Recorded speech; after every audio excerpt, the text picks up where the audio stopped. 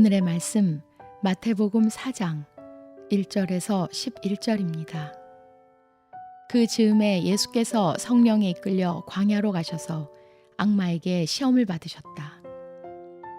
예수께서 밤낮 40일을 금식하시니 시장하셨다.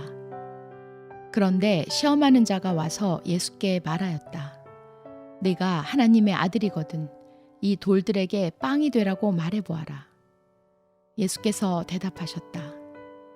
성경에 기록하기를 사람이 빵으로만 살 것이 아니라 하나님의 입에서 나오는 모든 말씀으로 살 것이다 하였다.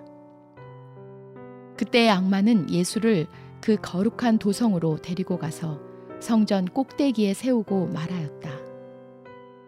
내가 하나님의 아들이거든 여기에서 뛰어내려 보아라. 성경에 기록하기를 하나님이 너를 위하여 자기 천사들에게 명하실 것이다. 그리고 그들이 손으로 너를 떠받쳐서 너의 발이 돌에 부딪히지 않게 할 것이다 하였다. 예수께서 악마에게 말씀하셨다. 또 성경에 기록하기를 주 너의 하나님을 시험하지 말아라 하였다.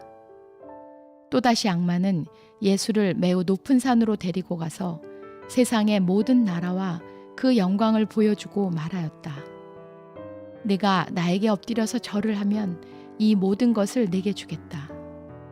그때 예수께서 그에게 말씀하셨다. 사탄아 물러가라. 성경에 기록하기를 주 너의 하나님께 경배하고 그분만을 섬겨라 하였다.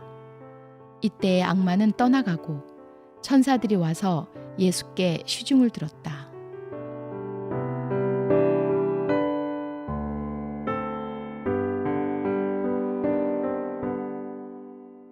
저는 항상 광야를 그리워했습니다. 저 멀리 조그마한 나무 한 그루가 보일까 말까 한 돌멩이로 가득한 스페인의 광야. 하루 종일 걸어가도 사람 한 명 만날 수 없는 이스라엘의 사막과 같은 광야를 한없이 걷는 것을 꿈꾸곤 했습니다. 거기에 가면 하나님의 음성이 더 확실히 들릴 것만 같았기 때문입니다. 그렇지만 언젠가 차를 몰고 가던 중에 잠시 차를 세우고 그 광야를 걸으면서 느꼈던 것은 막상 그런 곳에 혼자 떨어지게 되면 하나님의 음성보다는 다른 음성이 더 크게 들리겠다라는 깨달음이었습니다. 그것은 내 마음속에서 솟아나는 두려움의 소리, 그리고 그 두려움을 틈타 들어오려 하는 포기하라고 속삭이는 유혹의 소리일 것입니다. 그러면서 배고픔, 목마름, 외로움은 한없이 증폭되어서 하나님의 분명한 음성을 덮어버릴 수 있겠다라고 생각하고 깨닫게 되었습니다. 세례를 받으신 예수님은 그 광야를 혼자 걸어가셨습니다. 자동차도 없었고 숙소도 당연히 없고 우물도 없었습니다.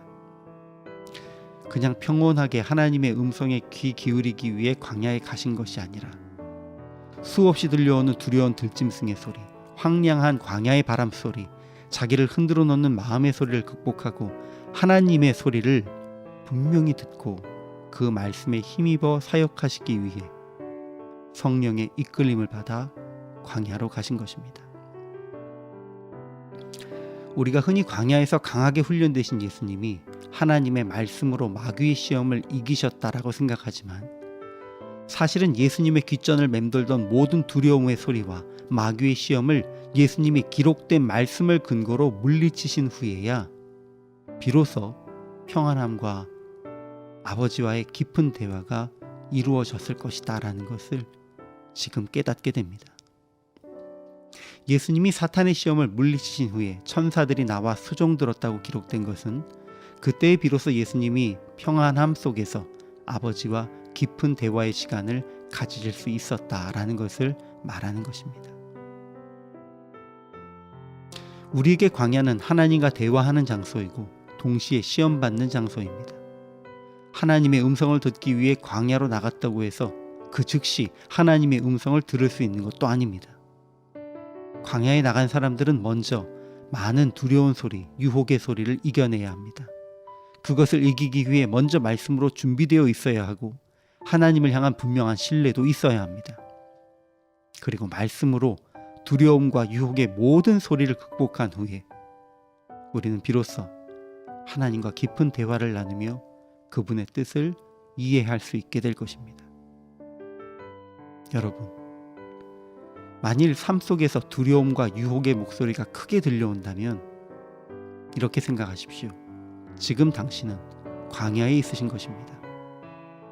그러니 조금만 더 참고 주님의 말씀으로 그 유혹과 두려움을 상대하십시오. 그 고비를 넘으면 평안 가운데 하나님의 음성을 듣고 대화하실 수 있을 것입니다.